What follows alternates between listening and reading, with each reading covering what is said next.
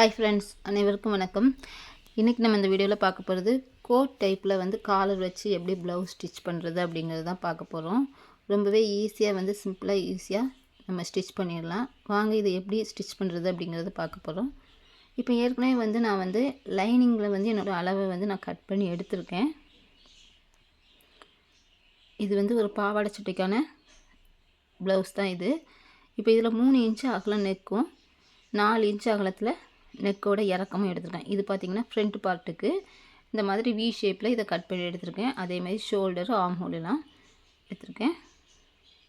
உங்களோட அளவுப்படி எடுத்துகிட்டு அந்த கழுத்தை மட்டும் இதை மாதிரி எடுத்துடுங்க. எடுத்ததுக்கப்புறமா இதை மெயின் பீஸ்லேயும் நான் இதை கட் பண்ணி எடுத்துடுறேன்.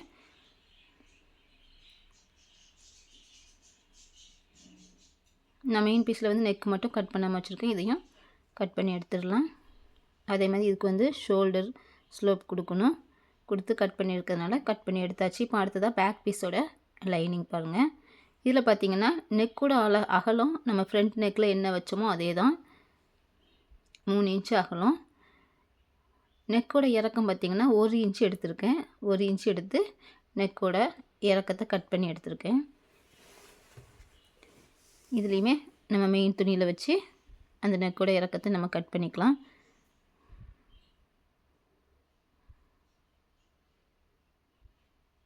இதோட ஆர்ம் ஹோல் எதுவுமே நான் கட் பண்ணலை. இதை நீங்கள் கட் பண்ணி எடுத்துகிட்டு நம்ம அட்டாச் பண்ணிக்கலாம். ரொம்பவே ஈஸியாக நம்ம இந்த காலர் ஸ்டிச் பண்ணலாம். இப்போ ஆர்ம் ஹோல் நெக் எல்லாமே கட் பண்ணி எடுத்ததுக்கப்புறம் நம்ம ஸ்டிச் பண்ணுறது எப்படி அப்படிங்கிறத பார்க்கலாம். இப்போ இதுக்கு காலருக்கு நான் தைக்கும்போது அதோட நெக்குக்கு நம்ம கேன்வாஸ் கொடுத்துக்க போகிறோம். இப்போ ஃப்ரண்ட் நெக்கு நம்ம எவ்வளோ அகலம் எடுத்தோமோ அதே அகலம் இறக்கம் மார்க் பண்ணிவிடுங்க கேன்வாஸில். அந்த கேன்வாஸ் பார்த்திங்கன்னா உங்களோட ப்ளவுஸ் லென்த் எந்த அளவு இருக்கோ அந்த அளவுக்கு லென்த்து தேவை. பாருங்கள், இப்போ நெக்கோட அகலத்தையும் மார்க் பண்ணியாச்சு. இப்போ ப்ளவுஸோட லென்த் எவ்வளோ எடுத்துருக்கோமோ அந்த அளவுக்கு லென்த்து வச்சு நம்ம அந்த கேன்வாஸை கட் பண்ணி எடுக்கணும். இப்போ நான் நெக்கு ஷேப் மார்க் பண்ணியிருக்கேன். இதிலேருந்து இந்த ஷோல்டர் சைடு பார்த்திங்கன்னா ஒரு 3 இன்ச்சு இருக்கிற மாதிரி பார்த்துடுங்க. அதேமாதிரி கீழே பார்த்திங்கன்னா ஒரு 2 இன்ச்சு இருக்கிற மாதிரி பார்த்துக்கலாம். இதை எடுத்து அப்படியே கிராஸாக ஒரு லைன் போட்டுடலாம்.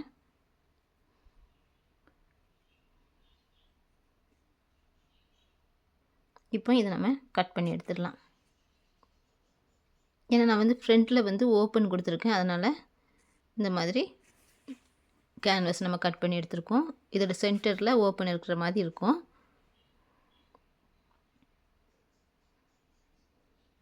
இப்போ நெக் கட் பண்ணிடலாம். பார்த்திங்கன்னா இதோட சென்டரை நான் ஓப்பன் பண்ணி எடுத்துக்கிறேன்.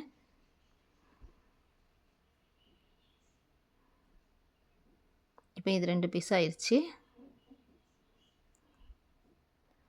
இப்போ இதை நம்ம மெயின் துணியில் வச்சு நம்ம அயன் பண்ணி எடுக்கணும்.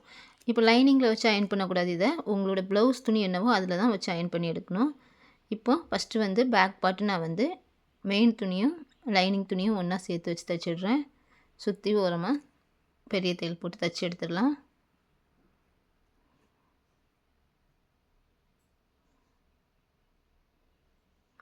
தைச்சி எடுத்ததுக்கப்புறம் எக்ஸ்ட்ரா இருக்கிறது எல்லாத்தையுமே நம்ம கட் பண்ணி எடுத்துக்கலாம்.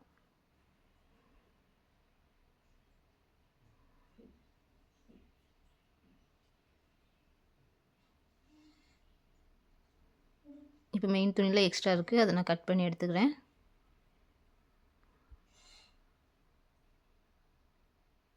இப்போ லைனிங் தான் என்னோடய கரெக்டான அளவு அப்படிங்கிறதுனால எக்ஸ்ட்ரா இருக்கிறத கட் பண்ணி எடுத்தாச்சு. இப்போ இதே மாதிரியே ஃப்ரண்ட் பார்ட்டையும் நம்ம ஸ்டிச் பண்ணி எடுத்துடலாம்.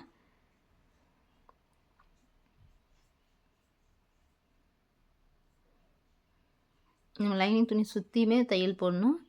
தையல் போட்டிங்கன்னா எக்ஸ்ட்ரா நமக்கு வெளியில் தெரியும். அது மட்டும் நம்ம கட் பண்ணி எடுத்துக்கிறோம். பாருங்கள், இந்த மாதிரி ஃப்ரண்ட் பார்ட்டு 2ஆக இருக்குது. அதாவது சென்டரில் ஓப்பன் இருக்கிற மாதிரி இருக்குது. அதனால் அந்த 2 பார்ட்டுமே இதே மாதிரியே லைனிங்கும் மெயின் துணியும் சேர்த்து வச்சு தைச்சது எடுத்து வச்சுக்கலாம். இப்போது பாருங்கள், இதே மாதிரியே இன்னொரு பக்கத்து துணியும் நான் தைச்சி எடுத்துக்கிறேன்.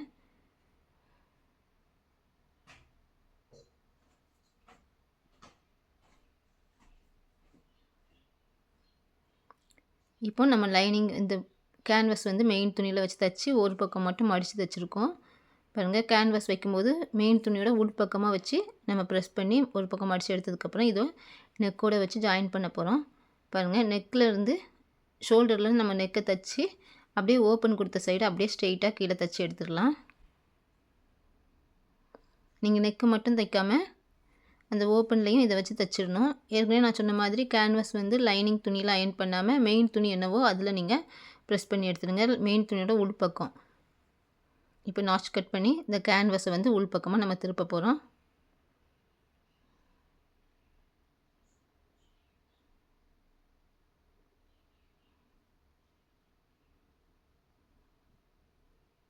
இப்போ நல்லா உள்பக்கமாக திருப்பி ஓரமாக ஒரு படிமான தையல் போட்டுடுங்க.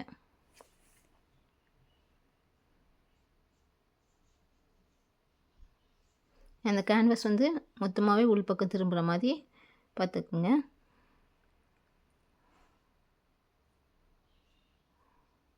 மேலே நம்ம படிமான தையல் போடும்போது எந்த அளவுக்கு ஓரமாக தைக்க முடியுமோ அந்த அளவுக்கு ஓரமாக தைச்சி எடுத்துக்கலாம். இப்போ இதே மாதிரியே இன்னொரு பக்கமும் இந்த கேன்வாஸை வச்சு நான் அட்டாச் பண்ணி எடுக்கிறேன்.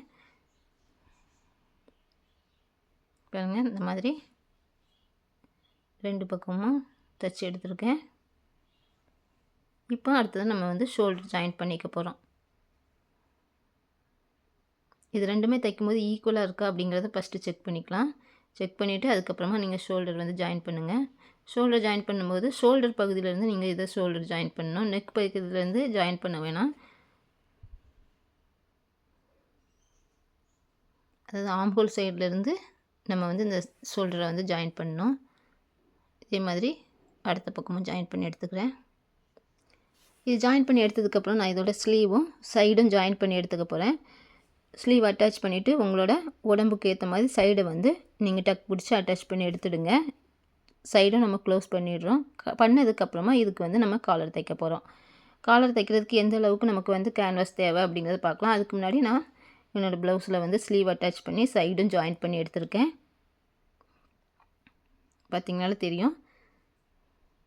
இப்போ அடுத்ததாக நம்மளோட காலர் மெஷர்மெண்ட்டுக்கு இந்த மாதிரி நெக்கு பகுதியை மட்டும் சிங்கிளாக இப்படி ஃபோல்டு பண்ணிவிடுங்க. ஃபோல்டு பண்ணிவிட்டு அதோட சுற்றளவு என்ன இருக்குது அப்படிங்கிறத உங்களோட இன்ச் டேப்பில் அளந்து எடுத்துக்கோங்க. பாருங்கள், மொத்த சுற்றளவு என்ன அப்படிங்கிறத நீங்கள் மார்க் பண்ணிவிடுங்க. இந்த மாதிரி மார்க் பண்ணிவிட்டு ஃபஸ்ட்டு ஒரு இன்ச் விட்டுடுங்க. விட்டுட்டு அதுக்கப்புறம் உங்களோட சுற்றளவு என்ன இருக்குது அப்படிங்கிறத நீங்கள் மெஷர் பண்ணிவிடுங்க. மெஷர் பண்ணிவிட்டு உங்களோட ப்ளவுஸோட பேக் பீஸோட சென்டர் பகுதி உங்களுக்கு தெரியும், அதை நீங்கள் மார்க் பண்ணிக்கலாம். இப்போ எனக்கு வந்து 9 இன்ச்சு வந்து அதோட சுற்றளவு, அதாவது பாதி வந்து 9 இன்ச்சு இருந்து அதில் 1 இன்ச்சு விட்டுட்டு 8 இன்ச்சில் என்னோடய கேன்வாஸை நான் வந்து இதே மாதிரி ஃபோல்டிங்லேயே எடுத்திருக்கேன்.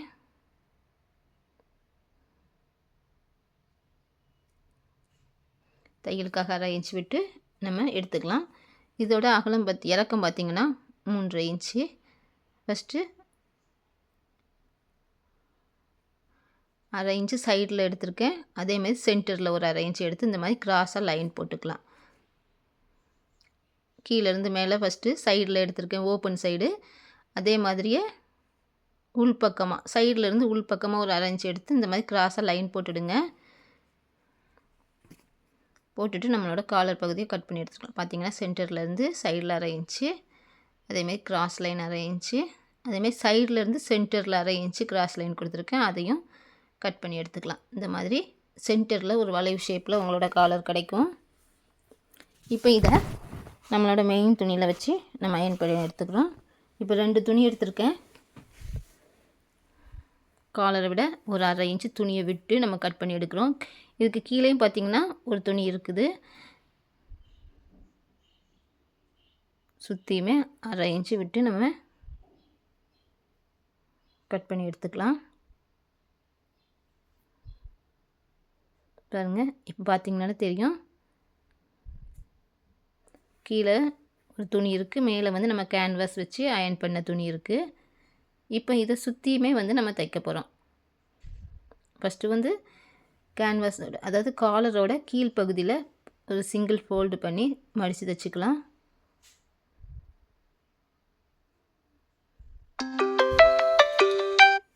இது காலரோட கீழ்ப்பகுதி. இதில் வந்து 1/2 இன்ச்சு விட்டுருந்த துணியை வந்து ஒரு ஃபோல்டு பண்ணி மடித்து தைச்சிடுறோம். இப்போ இந்த 2 துணியுமே ஜாயின் பண்ணுறோம். ஜாயின் பண்ணும்போது பார்த்திங்கன்னா மேல் பக்கமாக 2 துணியும் ஒன்றா வைக்கணும். கீழ் பக்கம் பார்த்திங்கன்னா ஒரு துணி மட்டும் 1/2 இன்ச்சு எக்ஸ்ட்ரா இருக்கிற மாதிரி இருக்கும். இந்த மாதிரி வச்சு நீங்கள் சைடு ஃபுல்லாக தைச்சிக்கலாம். அதாவது நம்ம தையலுக்கான பகுதியை தைச்சி நம்ம வந்து உள்பக்கமாக திருப்பி எடுத்துக்கிறோம்.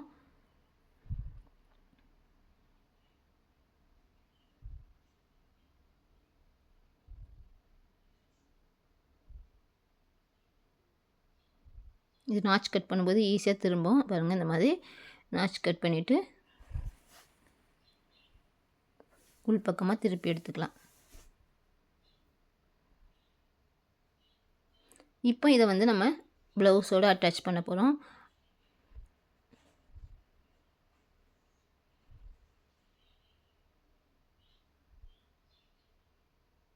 அதோட பாயிண்ட் நல்லா எடுத்து விட்டுடுறேன். அப்போ தான் அந்த காலரோட ஷேப் நல்லா கிடைக்கும். பாருங்கள். இப்போ இதை வந்து நல்லா ப்ரெஸ் பண்ணி எடுத்துடுங்க. ப்ரெஸ் பண்ணிவிட்டு இதோட சென்டர் பகுதியை நம்ம மார்க் பண்ணிக்கலாம். அதே மாதிரியே ப்ளவுஸோட சென்டர் பகுதியை நம்ம மார்க் பண்ணணும். இப்போ காலரோட ஒரு சிங்கிள் ஃபோல்டு பண்ணி அதோட சென்டர் பண்ணியே மார்க் பண்ணிக்கிறேன். சின்னதாக ஒரு நாச் கொடுத்து நீங்கள் அதை மார்க் பண்ணிவிடுங்க. இல்லை அப்படின்னா மார்க்கிங் சாக் வச்சு கூட ஒரு லைன் போட்டுக்கலாம். அதே மாதிரியே ப்ளவுஸையும் ஒரு சிங்கிள் நெக்கையும் சிங்கிளாக ஃபோல்டு பண்ணி சென்டர் பகுதியை ஒரு சின்ன நாச் கொடுத்து நம்ம மார்க் பண்ணிக்கலாம். இப்போ நம்ம காலரோட சென்டர் பகுதியும் இந்த ப்ளவுஸோட பேக் நெக்கோட சென்டர் பகுதியும் ஒன்றா இருக்கிற மாதிரி வச்சு நம்ம தைக்கணும்.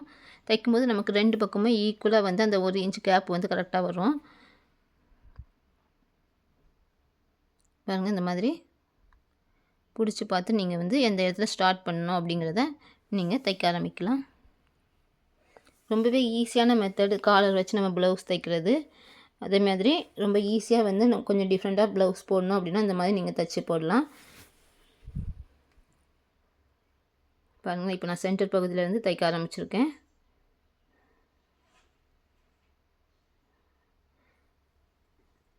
இப்போ ஒரு சைடு தைச்சி முடிச்சாச்சு. அப்புறமா ரிட்டனில் வந்து அதே சென்டர் பகுதியிலேருந்து இன்னொரு பக்கமும் தைச்சி எடுத்துக்கிறேன். இப்படி தைக்கும்போது அதோடய சென்டர் பகுதி வந்து நகராது. அதே மாதிரி சைடும் ஈக்குவலாக இருக்கும் நமக்கு. இது 1/2 இன்ச்சில் நமக்கு ஒரு துணி மட்டும் எக்ஸ்ட்ரா இருந்தது. அந்த துணியை நம்ம வச்சு தைக்கிறோம். இப்போ பார்த்திங்கனாலே தெரியும். பாருங்கள். இந்த மாதிரி இருக்கும். இப்போது இந்த மேலே இருக்க காலரோட கேன்வாஸை வச்சு அப்படியே க்ளோஸ் பண்ணி ஓரமாக ஒரு தையல் போட்டு எடுத்துக்கலாம். இதோட தையல் பகுதி வந்து எங்கேயுமே நமக்கு வந்து வெளியில் தெரியாது. ரொம்பவே ஈஸியாக அதேமாதிரி ரொம்ப நீட்டாகவும் காலர் இருக்கும். இதோட ஓரமாக நீங்கள் தைக்கணும். அதே மாதிரி நம்ம தைச்சிருக்க துணி வந்து உள்பக்கமாக, அதாவது காலரோட உள்பக்கமாக இருக்கிற மாதிரி திருப்பி விட்டு நீங்கள் தைங்க.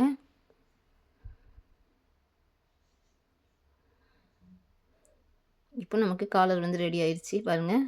ரொம்பவே ஈஸியாக நம்மளோட ப்ளவுஸில் வந்து எப்படி கோட் டைப்பில் காலர் வச்சு ஸ்டிச் பண்ணுறது அப்படிங்கிறதான் பார்த்தீங்க. கண்டிப்பாக இந்த வீடியோ உங்களுக்கு பிடிச்சிருக்கும். பிடிச்சிருந்தா கீழே இருக்க தம்ஸ் அப் பட்டனை கிளிக் பண்ண மறக்காதீங்க. அதேமாதிரி இப்போ தான் என்னோடய சேனலை ஃபஸ்ட் டைம் பார்க்குறீங்கன்னா மறக்காமல் என்னோடய சேனலை சப்ஸ்கிரைப் பண்ணுங்கள். அதேமாதிரி பக்கத்தில் ஒரு பெல் பட்டனையும் மறக்காமல் கிளிக் பண்ணிவிடுங்க. இன்னொரு நல்ல வீடியோவில் மறுபடியும் நான் உங்களை சந்திக்கிறேன். பாய்.